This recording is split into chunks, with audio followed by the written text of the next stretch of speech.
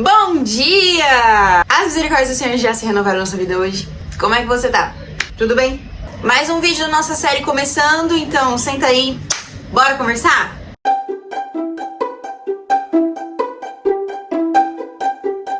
Continuando o que nós vimos na semana passada, hoje nós vamos começar com a primeira doutrina. Se você ainda não viu o vídeo da semana passada, eu recomendo que você clique aqui, assista o vídeo, assista o de antes também. E hoje então nós vamos começar com a nossa primeira doutrina da nossa fé cristã, a doutrina sobre Deus. Porque como falaremos sobre cristianismo, sobre a fundamentação dessa fé, sem antes falar sobre o Criador de todo o universo, o motivo principal, a essência por trás de tudo isso, não é mesmo? Então hoje nós vamos começar falando sobre Deus. Ai, tô empolgada porque vai ser uma aula profunda, bem completa, tá? Eu tentei buscar várias referências para conseguir trazer para vocês um entendimento não só das escrituras, mas também histórico, filosófico. Vamos ter algumas palavras diferentes que vamos precisar aprender, como eu precisei. Mas eu acho que vai fazer muito sentido e vai ajudar demais a gente construir esse raciocínio. Bora lá? Antes da gente começar, eu quero fazer uma dinâmica aqui com vocês. Eu quero propor que você escreva aqui, ó, antes da gente começar a falar de fato sobre o assunto, escreva aqui nos comentários o que você acha que Deus é. Quem é Deus? Tenta bolar uma definição ou falar quem ele é pra você. Então escreve aqui pra mim e depois no final do vídeo você vai voltar no que você escreveu e vai falar pra mim se mudou alguma coisa, se poderia ser acrescentado alguma coisa poderia ser tirada. Então bora, que essa dinâmica é bem legal. É uma forma da gente conseguir medir o nosso conhecimento prévio sobre o assunto e a gente vai tentar fazer isso em todas as nossas aulas aqui, tá? Aí, entendendo isso, o que a gente precisa começar sabendo? Deus não é o que você e eu temos de concepção sobre Ele. Não é o que você sente sobre Deus, o que você pensa sobre Deus, o que você acredita sobre Deus, que significa o que Ele é. As definições de quem Deus é, os seus atributos, o seu caráter, a sua essência, a sua totalidade, nós vamos entender que existem métodos para que a gente possa afirmar isso com mais clareza, com entendimento, com embasamento, com doutrina. E aí, para começar, já assim de cara, eu vou deixar aqui na tela muitos versículos, muitos versículos, esses são apenas alguns, inclusive, que vão falar pra gente quem Deus é, tá? Então eu vou colocar aqui na tela pra você tirar um print e depois ir conferir todos eles, tá? São versículos isolados, sim, mas todos eles possuem um contexto, tá? Textos bíblicos que vão trazer pra gente uma clareza maior de quem Deus é pra nós, e não só pra nós, mas de maneira geral. E aí, falando de maneira geral, a gente vai agora para um conceito um pouco mais profundo. E nós vamos entrar no entendimento sobre a existência de Deus. Quando a gente estuda na escola sobre filosofia... Ai, Letícia, assunto chato. Não gosto de filosofia. Confesso pra vocês que eu também acho uma balela. Mais ou menos.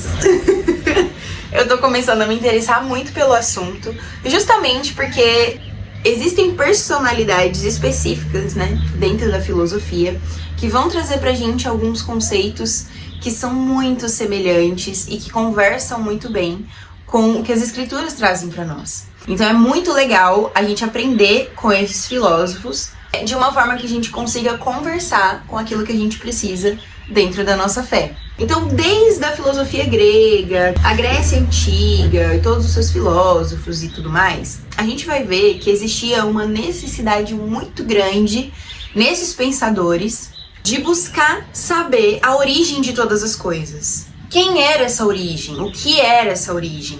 E muito mais do que isso, existia um ser antecedente a tudo que existia, a realidade que era vivenciada naquele momento.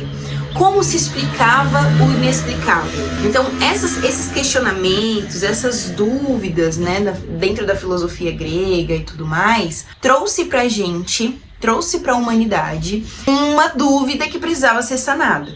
E nosso querido Aristóteles, muito conhecido, né, pelo menos pelo nome, por todos nós, um filósofo grego, ele traz pra gente o conceito de ontologia, né? Então a ontologia aristotélica vai trazer exatamente esse entendimento. É a busca de entender um ser em sua totalidade, de forma geral, mas também específica, em sua essência. E quando a gente traz a ontologia para teologia, a ontologia se torna teontologia. Então, dentro dessa área da teologia, que eu descobri hoje que ela existe, nós vamos entender que existe um estudo científico, sistemático, doutrinário, por trás, então, da busca do conhecimento, do entendimento, da clareza do ser de Deus. Não é uma coisa aleatória, não veio do nada, não é só porque está escrito na Bíblia, apesar que para nós seria já muito o suficiente, mas eu quis trazer essa outra perspectiva para vocês entenderem como o mundo também estuda sobre Deus e a sua existência. Então a gente entende que Deus, para a teontologia e para nós todos cristãos, ele vai ser esse ser superior, esse ser essencial, que não só a antiguidade clássica grega buscava encontrar, mas que nós todos precisamos. Um ser máximo que empresta da sua ontologia, da sua essência, de quem ele é, para o mundo real. Então você consegue perceber que a partir desse entendimento, não é nós, realidade aqui, que questionamos a existência de um Deus. É Deus que, em sua realidade e plena existência, empresta disso para nós, para que nós possamos ser reais. Eu juro para vocês que isso fez um mind blowing na minha cabeça, que eu nunca tinha pensado sobre isso dessa forma, por essa perspectiva na minha vida. Deus é a razão de toda a existência. Ele é real. Empresta disso. Surreal. Para que eu e você estejamos aqui. Para fechar esse assunto aí, filosófico e histórico e blá, eu quero conversar com vocês sobre São Tomás de Aquino. Quem é essa personalidade, né? É uma pessoa extremamente importante para a área da teologia. Ele viveu em mais ou menos 1200 depois de Cristo e ele deu um jeito fantástico e genial de juntar filosofia com ciência, com religião, com Cristo, e fez um amontoado e entregou pra gente assim, ó. Tcharam! Então ele deu conta de unir ciência e filosofia com religião. E a sua principal busca era tentar provar, de alguma forma, para essa galera, a existência de Deus. E ele traz 5 provas. Ele traz que Deus é o primeiro motor. E esse conceito de primeiro motor, quem trouxe pela primeira vez foi Aristóteles. E aí ele traz que Deus, ele é esse primeiro motor. Que antes de qualquer coisa funcionar e ter algum tipo de movimento, Deus é esse primeiro movimento. Ele quem gera o primeiro combustível, o primeiro girar da manivela, a primeira engrenagem. É Deus. A segunda prova foi a causa eficiente, que na verdade é como se fosse a causa primária, a origem, da onde que começa. Todos nós não temos uma causa eficiente em nós mesmos. Nós não conseguimos gerar algum tipo de explicação em nós mesmos. De onde somos, de onde viemos, não existe uma explicação dentro da nossa curta realidade de existência. Então, nós precisamos atrelar isso a Deus, e foi isso que São Tomás de Aquino fez, e aí ele então chama Deus também de causa eficiente, essa causa primária.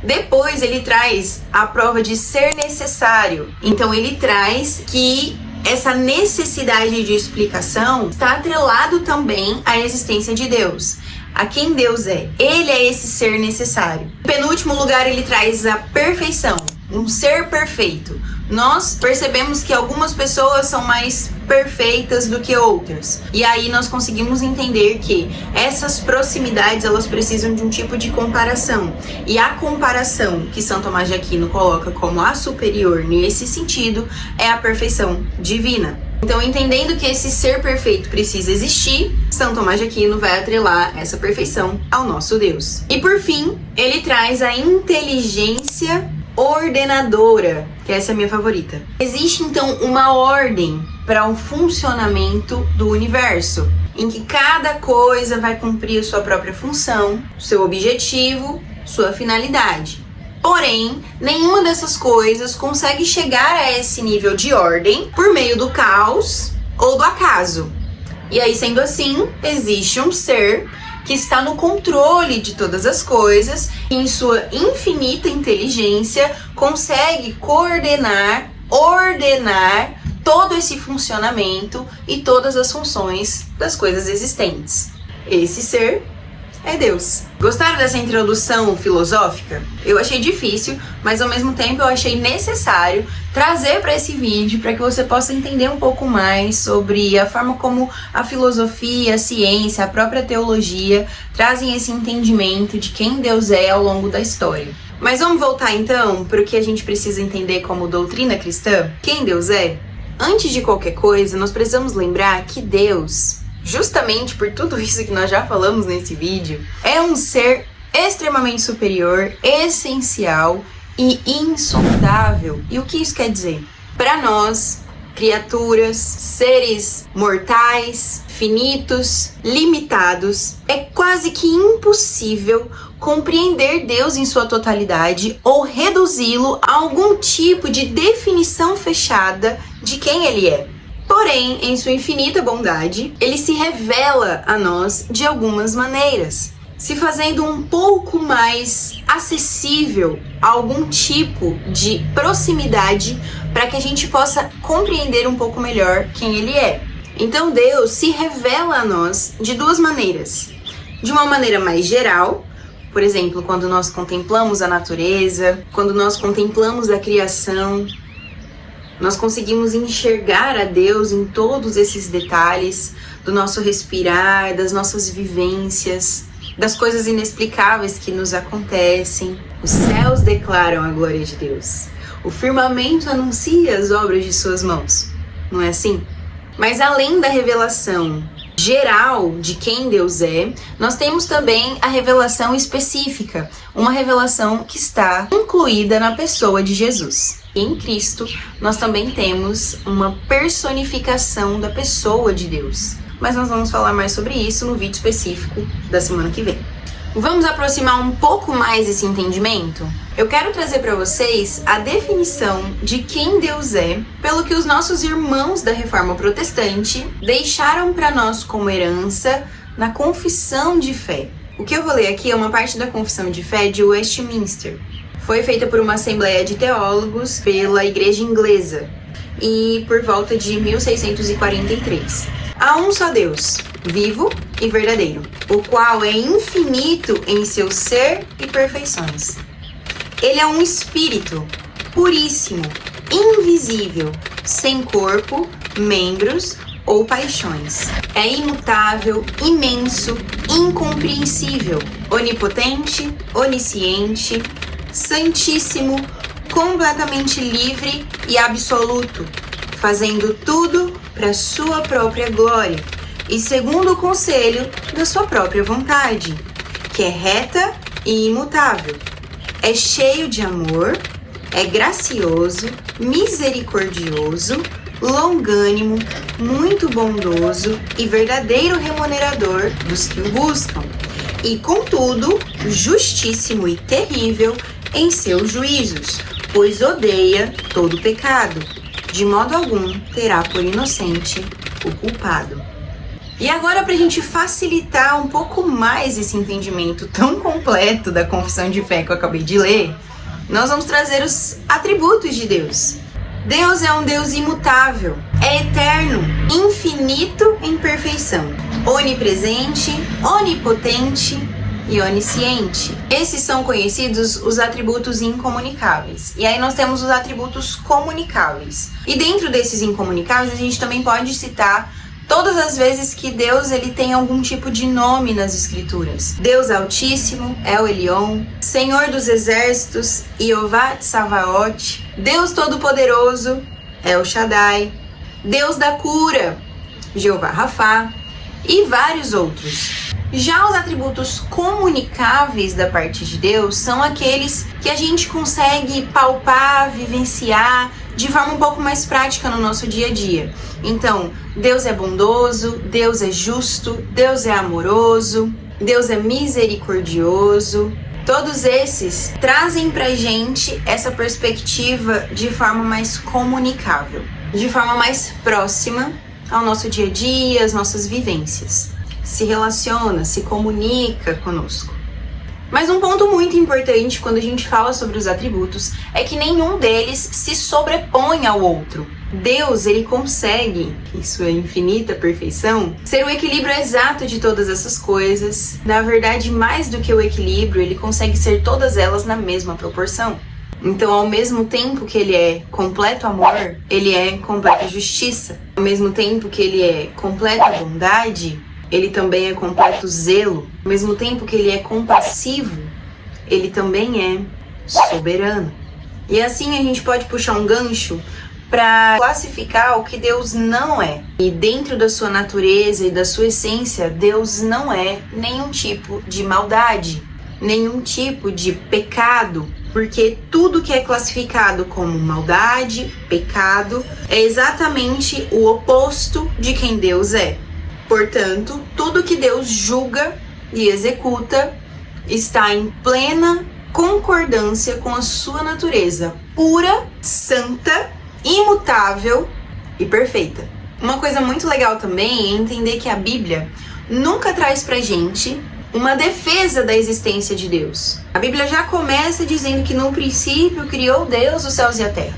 E em nenhum momento Moisés faz questão de dizer quem Deus era, por que ele fez isso, de onde ele veio, e todo esse entendimento de que Deus é quem ele é, eu sou o que sou, está completamente implícito nas escrituras.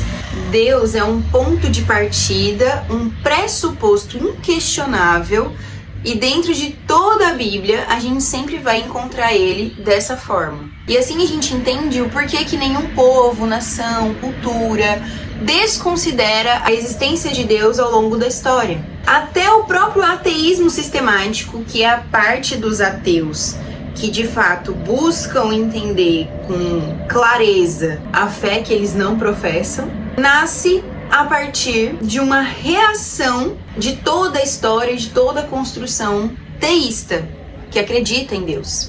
Para fechar esse vídeo longo, eu espero que você tenha conseguido assistir até aqui, nós precisamos lembrar da triunidade de Deus. Deus é 3 em 1, Pai, Filho e Espírito Santo.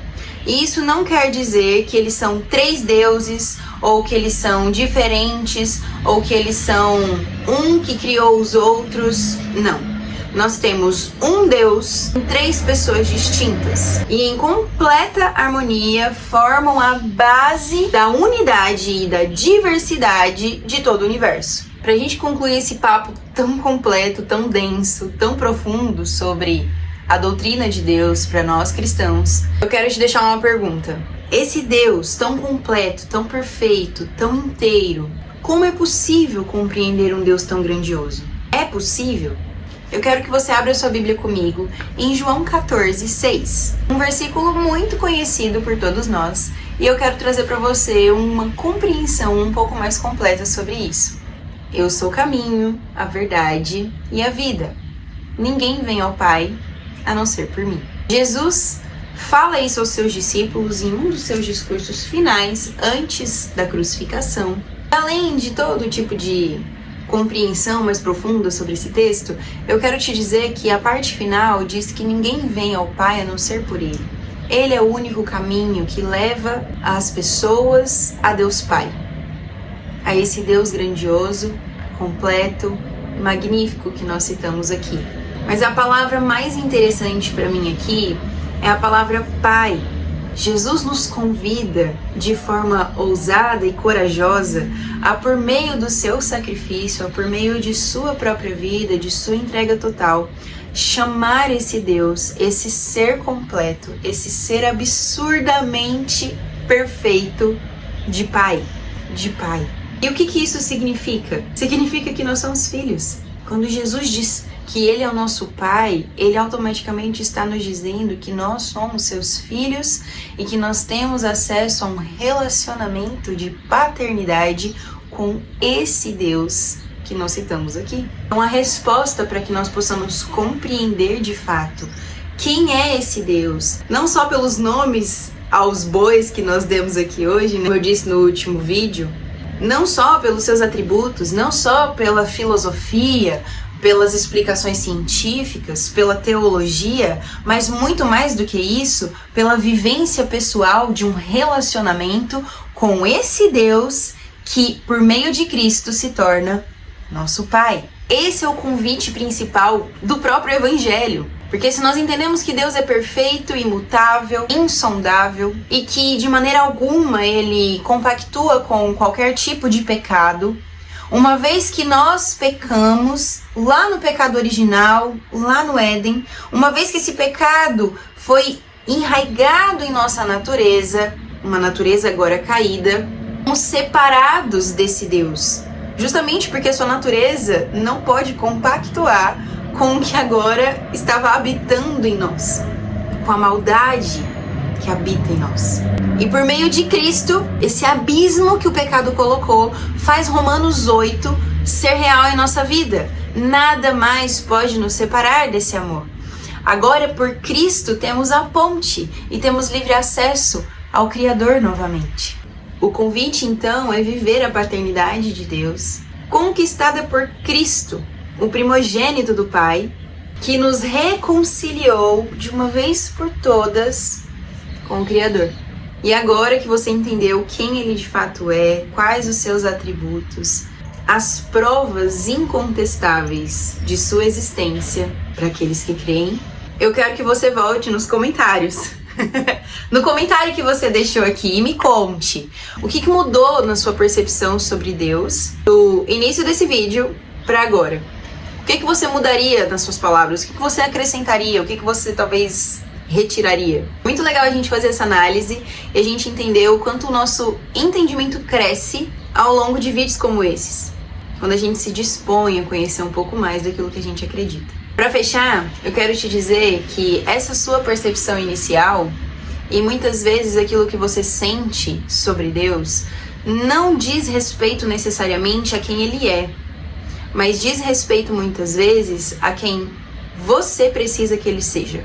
E essa é uma das características mais lindas da natureza de Deus. Justamente pela sua multiforme existência, Ele consegue ser para nós o que nós precisamos em cada momento específico de nossas vidas. Mas tudo isso só é possível quando nós olhamos para Ele como o Pai que Ele deve ser para nós, por meio de Cristo. E Cristo é o assunto da próxima aula. A gente se vê lá? Um beijo para vocês. Vai estudar, crente! Tem muita coisa que a gente precisa aprender e eu espero contar com você nesse caminho. Até semana que vem!